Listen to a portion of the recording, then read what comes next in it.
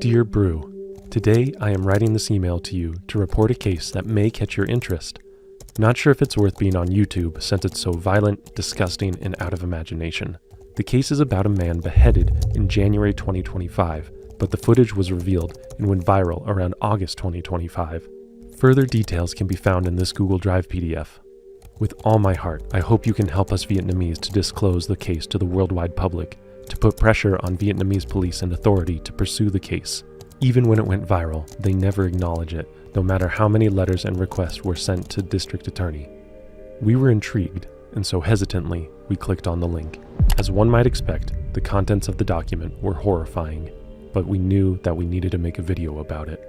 Not only is it the greatest example of the internet coming together to catch a killer, it is also one of the most blatant government cover-ups we've ever seen. Even though the crime itself is difficult to stomach, we felt that the story of the internet's fight for justice had to be told. We immediately rushed this project into production. But then, one of our incredibly talented writers, Maria, messaged the team with terrible news. Hi, I seem to have encountered a problem. I cannot access the Google Drive file. This message pops up. It's my mistake. I didn't download it. I didn't expect for it to be taken down. It seemed the government had successfully scrubbed the online detective's hard work from the internet. But one of our producers, Carter, had been worried this might happen. The night before, he was about to sign off for the day when a thought popped into his head. Wait, this 106-page Google Doc, the only source of information on this case? What if the Vietnamese government gets it taken down? So Carter rushed to go download it. Error. This is bad. He tried again, but Google wasn't letting him download it. His mind raced for a solution, but came up empty-handed. Jonathan, another producer, a whiz when it comes to research and navigating the internet. Okay, so we've got a big story here. Do you know of any way to preserve a Google Doc other than downloading in case it gets taken down? Scroll with caution. There's disturbing imagery. Fuck, just reading that summary. I know. I couldn't download it either. Let me see if Internet Archive works. Doubt it. Okay. Internet Archive only captures the first page. Trying different ways, but can't download it yet. I'll take a look at alternatives. And he tried for what felt like too long, until I got it. Oh wow, no way! Printing it as PDF worked. So it's saved? Yeah, I have it. I'll upload it to our server. Amazing, thank you. So when Maria reached out after the government had buried the story, luckily, Carter was able to say, yes, we made sure to make a backup copy. Now, armed with this document that we aren't supposed to have, we will expose the truth. We'll show you how these brilliant internet sleuths solved a one-of-a-kind murder case and why the Vietnamese government is trying so hard to cover it up. In July 2025, an extremely disturbing set of videos and images were uploaded to a shock site, the likes of which the internet had never seen. The first video was titled Rehearsal. It shows a man who appears to be in his 30s wearing a striped dress shirt accompanied by another individual wearing a tracksuit with 3 stripes similar to the sportswear brand Adidas and a Guy Fawkes mask from the 1980s graphic novel V for Vendetta. The setting resembles an office, furnished with filing cabinets and a ceiling fan. The maskless man then removes his shirt and positions his neck on a wooden cutting board, while the masked figure lifts a black cleaver and practices a series of chopping motions above the man's neck. The video ends with the masked individual embracing the other man in what looks like a gesture of reassurance. Both men then rise to their feet and the footage cuts to black. The second video, titled The Execution, shows the same 2 men from the first video, now completely naked. The maskless man is lying on his back on a tarp spread across what appears to be a bathroom floor, with a wooden cutting board placed under his head and neck. The other man has swapped his Guy Fawkes mask for a medical face mask.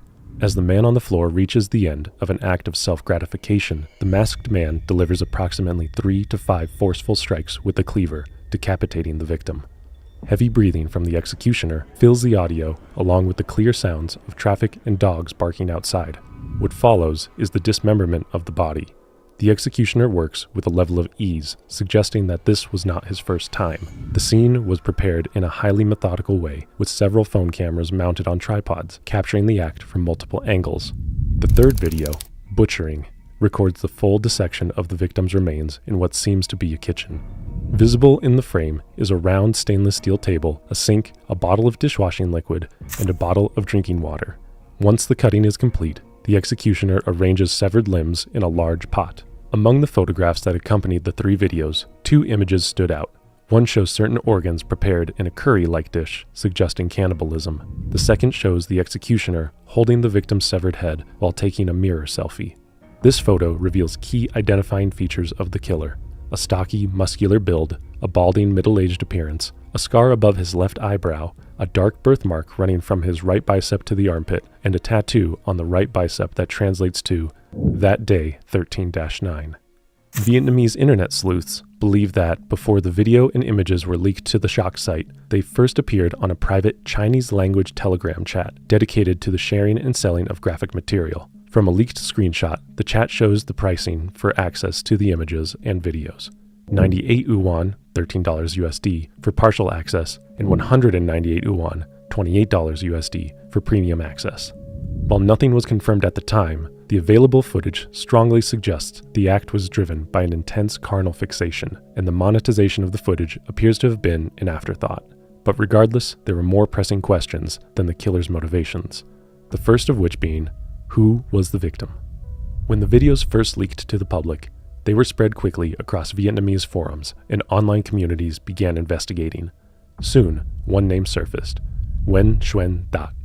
While we couldn't confirm exactly how Vietnamese netizens first uncovered the victim's identity, it seems as though an internet user going by the pseudonym Phi Ly was the first to leak the name. Once his identity was suggested, internet sleuths located an inactive Facebook profile of the same name. The account's last post was dated June 10, 2025, 1 month before the videos went viral. It read, "From now on, I'm logging off this account for good." But they needed more evidence before they could even suspect that this was the victim in the videos.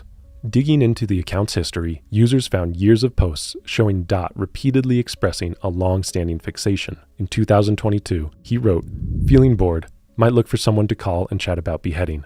Anyone interested?" Users also discovered that Dot was a member of online male homosexual groups, including one named Likes Beheading. Many of the accounts interacting with him were anonymous profiles with the same paraphilia. Further searching revealed that Dot used variations of the nickname Dot Behead or Dot Beheading across different gore-related or homosexual forums. They came across one account on an adult website created in 2019 and active until January 25, 2025.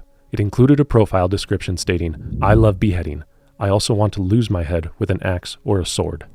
Using the same alias, users found a thread on an anime adult entertainment forum known for hosting violent illustrated content. A translator there had posted a Vietnamese version of a manga titled Naked Headless Woman, noting it was translated per request by Mr. Dot Beheading. The manga depicted a scene in which a male character is decapitated by a woman at the height of physical pleasure and briefly remains conscious to describe the sensation. Many netizens speculated that Dot had become deeply fixated on this storyline and sought to replicate it.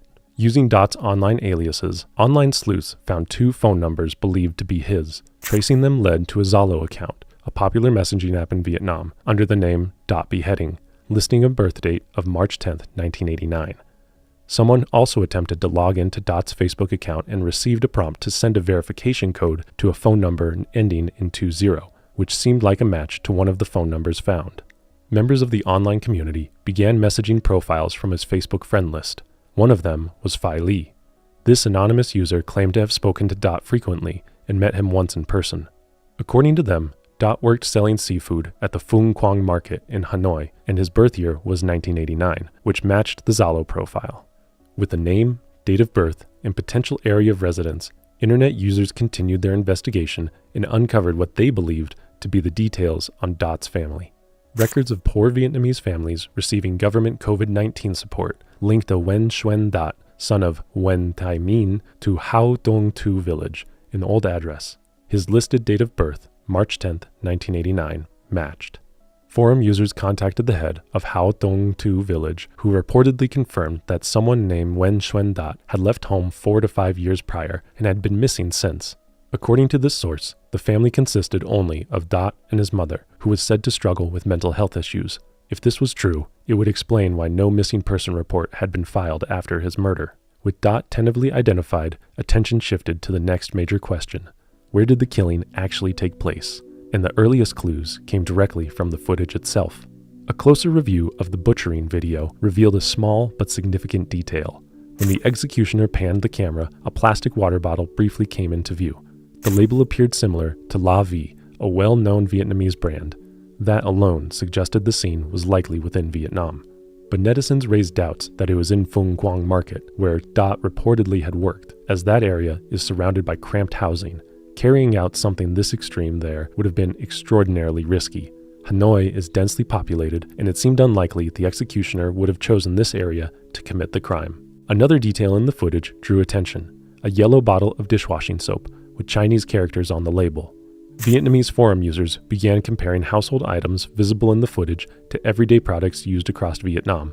Some claimed to recognize them immediately. I sell household goods, so I know. The kitchen tools in this video are only found in northern Vietnam.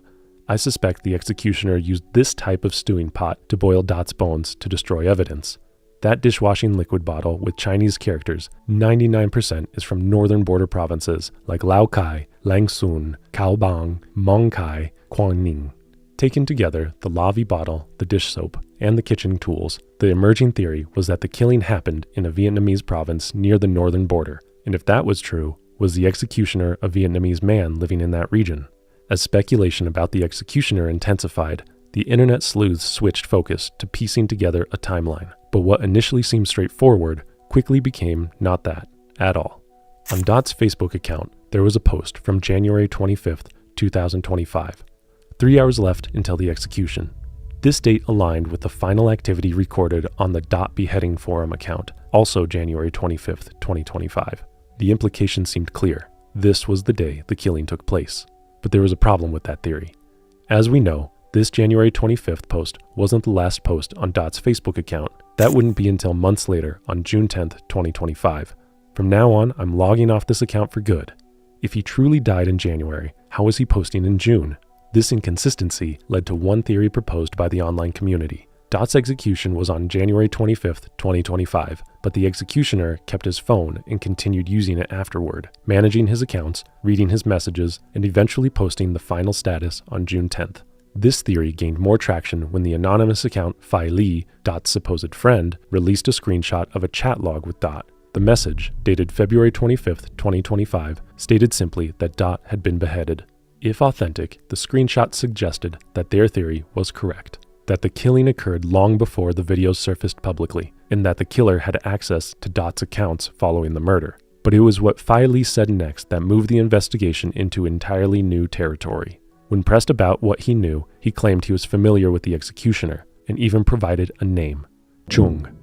Another friend of Dot later shared their own screenshot of a conversation with him. The timestamp showed 1:18 p.m. on a Monday, though the exact date wasn't visible. Earlier parts of the exchange discussed plans for the beheading, and throughout the messages, the same name appeared again and again: Chung. And it seemed as though this was someone who had agreed to carry out the act, but kept delaying it.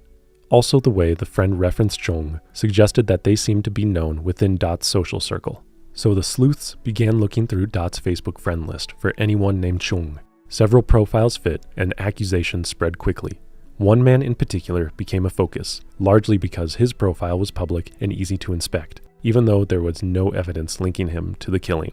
Despite this, his online behavior drew attention. In 2022, he had liked one of Dot's posts about beheading. When the case went viral and users began tying his name to the incident, he quietly removed the like, but screenshots of it were already circulating. He later posted a status denying any knowledge of the incident, yet his responses to strangers before his status were oddly direct.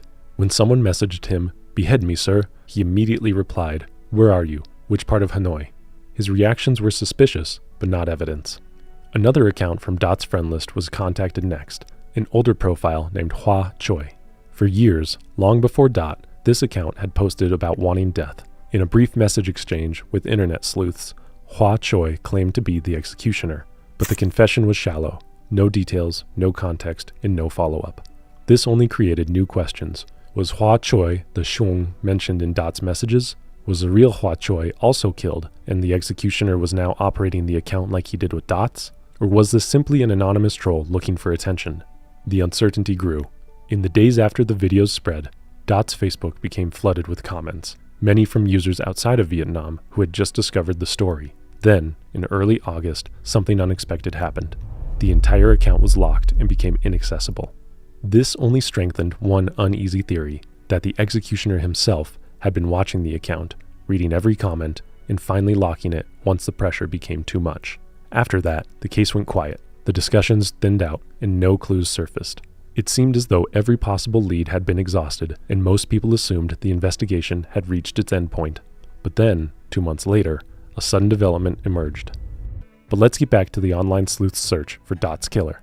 From late August to early November 2025, with Dot's Facebook account locked and most online discussions fading out, only a handful of people continued tracking the case. One of them was a Vietnamese YouTube channel called Ketomo, The Curious One. The creator posted several videos attempting to recreate the crime scene using 3D modeling software, but it didn't reignite the case. Then, in the third week of November, everything changed. An anonymous Facebook account appeared in a group dedicated to the case and uploaded a set of chat logs and images that had never been seen before. These screenshots included direct conversations with Dot. The final message from Dot to this anonymous user was sent at 2:40 p.m. on January 25, 2025. In the message, he said the execution would take place in 3 hours. Based on that timestamp, the killing likely occurred between 5:30 p.m. and 6 p.m. that same day. Earlier parts of the conversation revealed something else. Dot had provided the executioner with this anonymous user's information as well, suggesting that they may also have intended to be beheaded. But now, months later, they seem to have changed their mind and decided to come forward with evidence.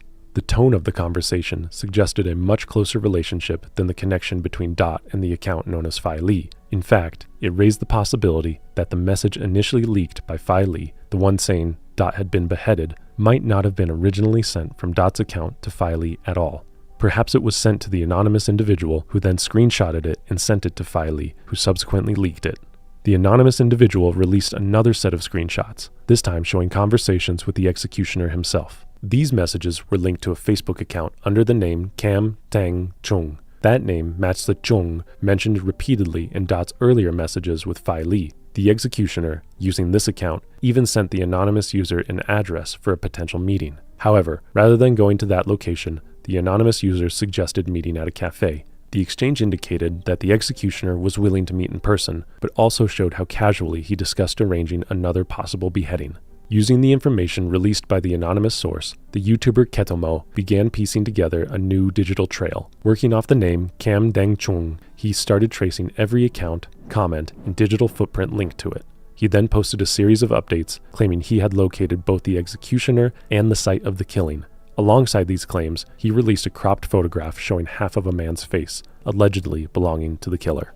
However, within days, Ketomo posted again, this time saying he was stepping back from the investigation. He said that the people connected to the executioner were too powerful. He publicly warned that if anything happened to him, all the doxing information would be released automatically. But before withdrawing, he uploaded one last image and a hint. A distorted screenshot of the username the executioner supposedly used across anonymous forums, and according to him, it was the name of the executioner's own son. That hint was enough. On the morning of November 20th, online investigators sprang into action. First, they removed the distortion on the image, uncovering a username, Dang Chun 11111. From there, the pattern unraveled quickly. Variations of the same handle, Dang Chun, with 5 ones, with 4 ones, with 3, all appearing on multiple anonymous platforms, including Twitter, Instagram, TikTok, and several smaller forums. Each account showed similar behavior and overlapping details. Then, another username appeared in the network, Doan Sang LS. This account showed direct links to the Dang Chung profiles. When users searched directly for facebook.com/DoanSangLS, the result was immediate. A public Facebook profile appeared, showing a full face, a location, and an occupation, all under the name Doan Sang. Was this it? Was this their guy? Online investigators started digging. They quickly uncovered his full name, Doan Von Sang, and learned that by 2025, he was already retired at age 59. His former role was significant. He had served as the deputy principal of Market Management Department No. 4, located in Lang Son Province, Vietnam, one of the northern provinces previously mentioned. Another detail stood out. He wasn't just a retired civil servant, he was the clan head of the Doan family in Lang Son, one of the region's largest clans with thousands of members. This was not an anonymous figure living on the margins. He was a man with deep community ties and an established public presence. Photos resurfaced showing him at a government-organized event in December 2024, where he delivered a legal training lecture as part of his duties. Scrolling through his Facebook profile, investigators found that Sang had 2 sons. The older one was highly active on social media. He frequently posted images of his student ID, name tags, and personal information, unintentionally making it simple to confirm his real name, Tang Chung, a detail that immediately caught people's attention, giving the online username Tang Chung 11111 that had led them here in the first place. Then came a shocking coincidence. The son's birthday was September 13th, a date that aligned all too well with the tattoo on the executioner's right bicep. That day, 13-9. Was the tattoo referencing the birthday of the executioner's son? Or perhaps was the executioner actually the son who had his own birthday tattooed on his arm? There was more. From public posts, it appeared that the son drove a car with the plate 011.11, while his father owned a Mercedes with the plate 088.88, numbers associated with wealth and status in Vietnam. The son's specifically 011.11, a sequence appearing yet again, just like the usernames tied to the executioner. In one of the son's social media stories, he appeared wearing greenish-yellow sports pants with 3 stripes, similar to those worn by the masked figure in the rehearsal video. But the resemblance ended there. The son's build did not match the executioner's heavy frame, and his hair was full and styled, nothing like the receding hairline of the balding executioner. But what about the father? As more clues surfaced, attention returned to Doan Sang. The usernames, tattoo, proximity to the northern border region, and the physical resemblance. Put together, they painted a coherent picture. And so, for the moment, Doan Van Sang became the community's primary suspect. But they needed more evidence. The next thing they found was that Sang frequently used his verified social media accounts to follow his own anonymous accounts, and the anonymous accounts followed him back. On his official TikTok profile, Doan Sang LS66, users noticed it was following another account named Tang Chung 424. That account, in turn, used a profile photo taken directly from the Facebook page of Cam Tang Chung. This created a clear chain. Doan Sang LS, Tang Chung 111/424, Cam Tang Chung, the same name identified by the anonymous source as the executioner that Dot, the victim, had put them in contact with. Then came another discovery. Members of the online community attempted to initiate password recovery for 2 emails, doansangls@gmail.com and tangchun1111@gmail.com. Both prompted the same verification request, confirmation through an Oppo Reno 12 5G device. That coincidence became even more striking when they tried recovering the email linked to Dot Behead's phone number. This attempt also triggered verification through the same Oppo Reno 12 5G phone. 3 identities, Doan Sang LS, Tang Chun 1111, and the account linked to Dot's contacts, all traced back to one device. Repeated attempts produced another detail. Google requested secondary verification through a phone number ending in 62. On Sang's Facebook page, the number he publicly listed ended with the same 2 digits. At this point, every thread was pointing back to the same person. The anonymous source added another piece. They claimed that 2 years earlier, the account Cam Tang Chung had sent them personal photos and messages to initiate contact. Although the account is now locked and displays only Facebook user, the forwarded images remain, and the man in them is Doan Van Sang. Also, as users combed through Sang's old posts, they even overlaid a medical mask similar to the one in the execution video on photos of Sang. Once the mask was placed, it seemed the hairline and eye shape aligned closely with the executioner seen in the videos. There were more comparisons. A second Facebook account belonging to Sang, Van Sang Doan, had already been locked by late November, but not before someone archived a photo of him sitting in his workplace while wearing a mask. When compared with the executioner, the shape of the receding hairline was noticeably similar. Then came a more decisive match. A composite image circulated online showing 3 everyday photos of Sang placed beside a still frame of the executioner. All 4 images displayed the same circular birthmark on the outer left shin. Another composite showed a second match, a birthmark on the front of the right shin, appearing in both the executioner's image and a casual photo posted by Sang. The most significant comparison focused on the right bicep. In the executioner's video, a dark birthmark extended upward toward the armpit. On Sang's Facebook, users found 2 photos where his sleeve shifted just enough to reveal the same distinctive mark in the same place. And finally, the tattoo.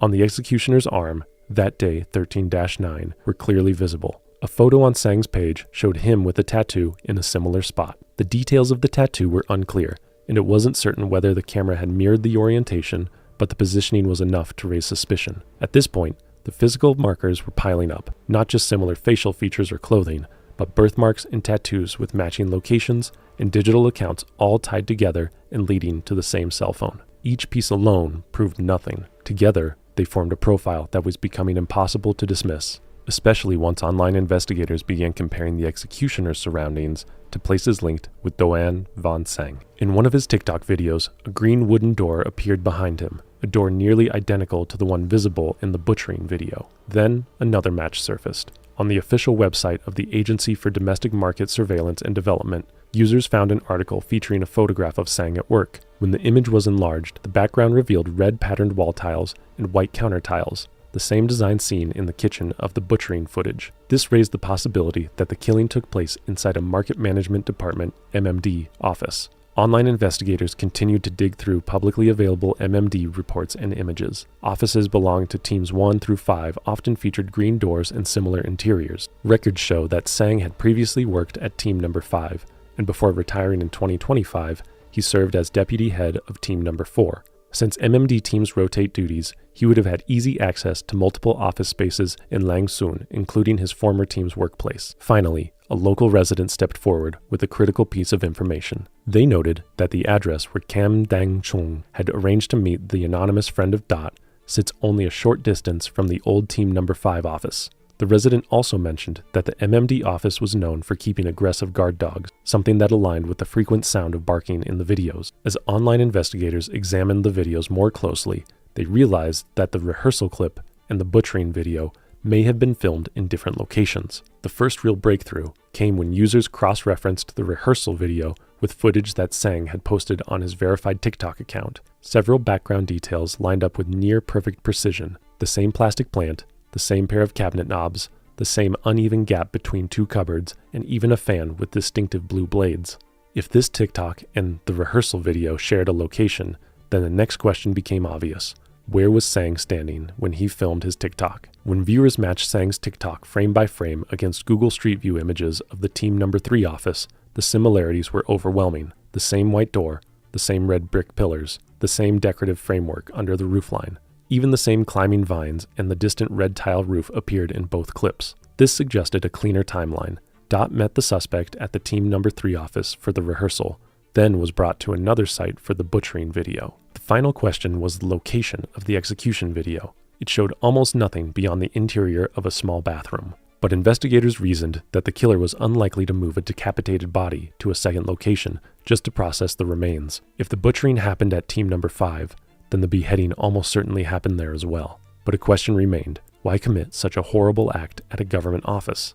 To understand that, it helps to look at the timing and the suspect's position. He occupied a senior position within the MMD, which meant unrestricted access to the building and its facilities. And the date believed to be the day of Dot's death, January 25th, coincided with the 26th day of the final lunar month and the first day of the Lunar New Year holiday. During this holiday, government offices are vacant because people take 7 to 10 days off to return to their hometowns and visit family. And inside the office, the suspect would have had access to everything he needed: a kitchen fully supplied with cookware, a furnace-like incinerator used for destroying confiscated goods, but capable of eliminating other material if someone intended to do so. As the internet became more and more certain of the killer's identity, the pressure mounted.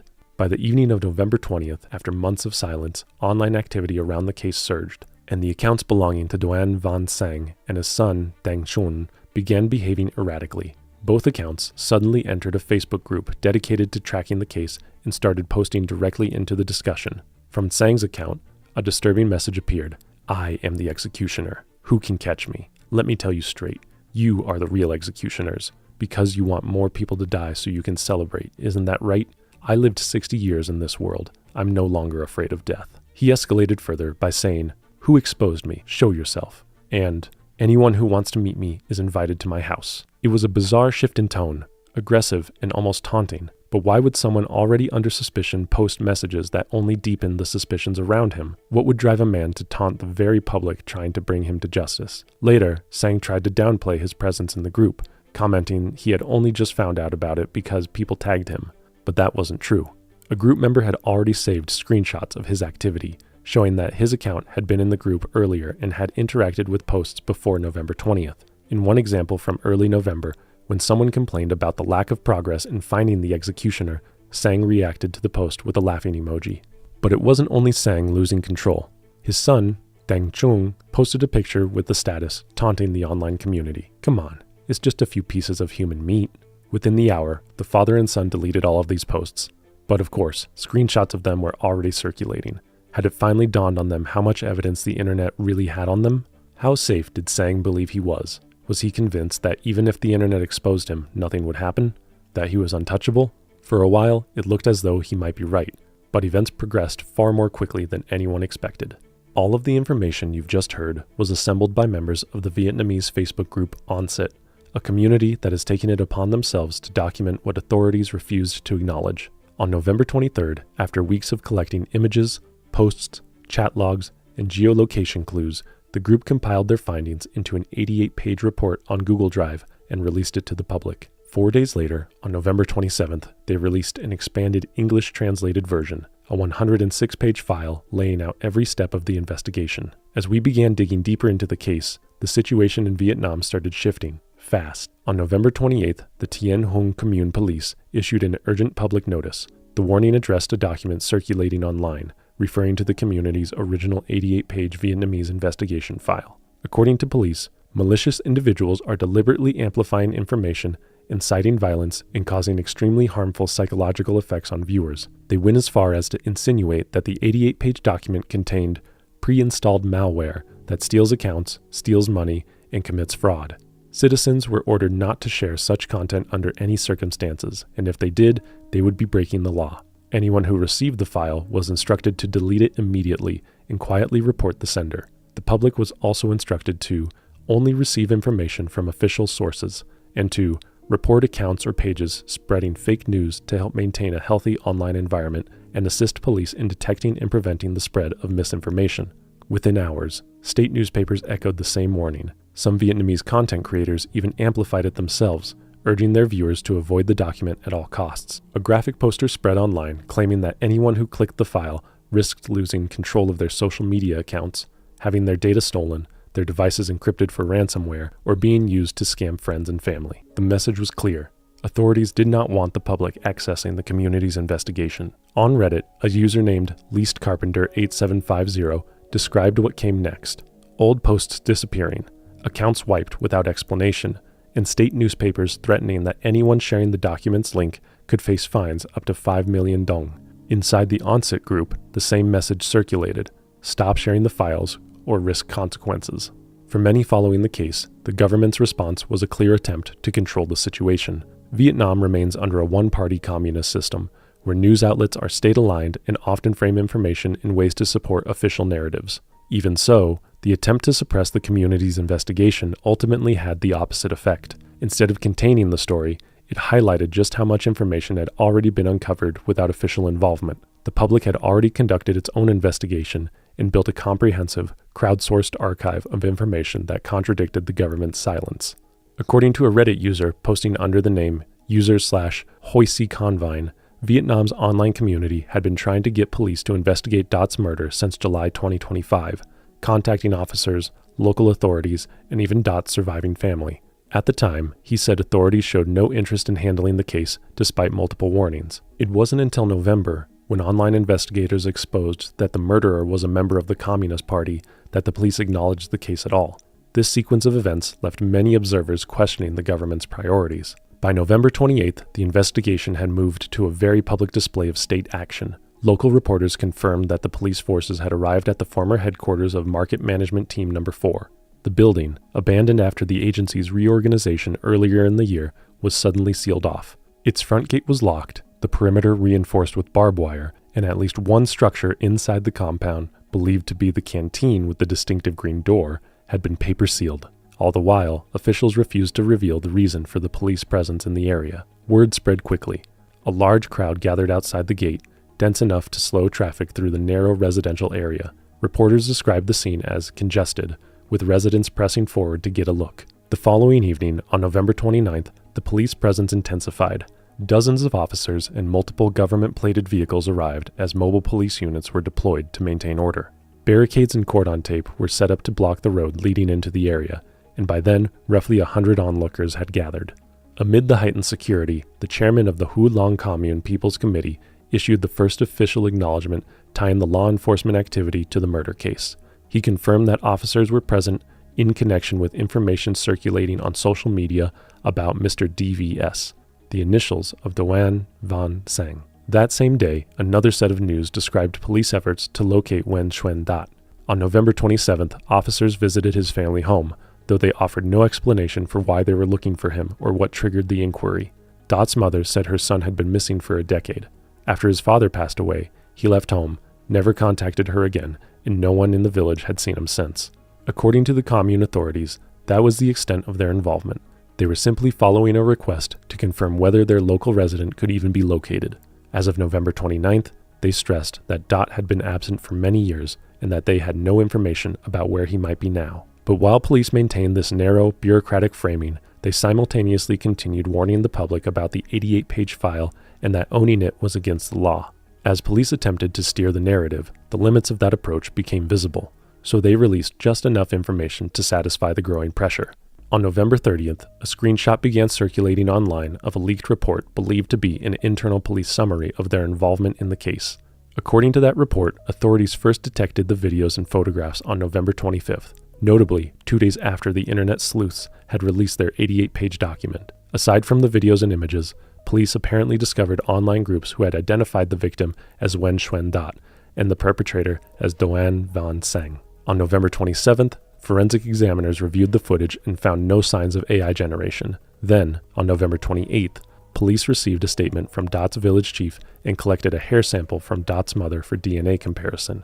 That same day, investigators conducted an on-site examination at the workplace of Market Management Team No. 4, a location different from the sites the online community had believed to be the crime scene. Inside Team No. 4 offices, police apparently found a kitchen and restroom matching the layout seen in the beheading video. Beneath the sinks and inside the drains, they recovered 3 suspected human teeth and multiple bone fragments. All were sent for forensic analysis. Later that day, police searched Sang's residence and seized 2 jackets resembling the one worn in the footage prior to the killing, along with a heater identical to the one visible in the earlier portion of the beheading video. Investigators also recovered Dot's phone from Sang's sister. She reportedly told police Sang had given it to her. The leaked report also stated that during initial questioning by police, Sang confessed. He allegedly told investigators he met Dot online around 2020 through a website dedicated to extreme content involving people seeking staged deaths. Dot repeatedly expressed his wish to be beheaded and even offered money to rent a location for it.